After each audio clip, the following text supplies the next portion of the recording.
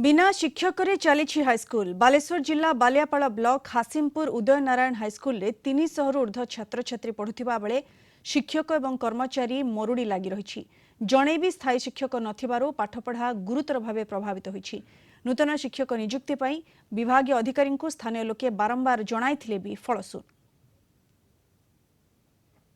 भी एपर्यंत किसी कोर्स भी कंप्लीट है नहीं सब आम विद्यालय साइंस लैब अच्छी किंतु साइंस लैब रे होचे किसी प्रैक्टिकल करा जाउ नहीं जहाँ फल आम साइंस रे सब प्रॉब्लम गुड़ा से सब बुझी पारन। कंप्यूटर लैब अच्छे कंप्यूटर लैब रे कौन कंप्यूटर व्यवहार कर पारन कि आम इलेक्ट्रोनिक्स पाठ उपर कौन जानी पारन। कौन जड़े भी रेगुलर माने टीचर नहांती सब टीचर रिटायर कर जाइछन्ती से मध्य दुई जन आछन्ते अतिथि शिक्षक हिसाब से आमे मध्य दुई जन आसुचे अतिथि शिक्षक मु आउ जन सार भी आछन्ती आउ देखली जो सार मैंने एठी थाइक रिटायर करछन्ती तांकरी बहुत आग्रह पिला माने जे किमिति भल रिजल्ट करिवे सार जे हमर कोनसी सार नथिबा सत्वे भी पिला को गाइड करवा चारटा परे हॉस्टल रखिबा हॉस्टल भी 100 पिला एठी रहिछन्ती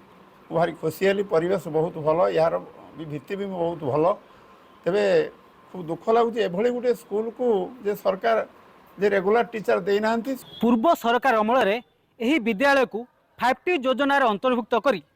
भित्तिभूमि सुदृढ़ कर बेले एवं शिक्षक नथिबारु शिक्षादान संपूर्ण बाधाप्राप्त होईछि जहाकु नहीं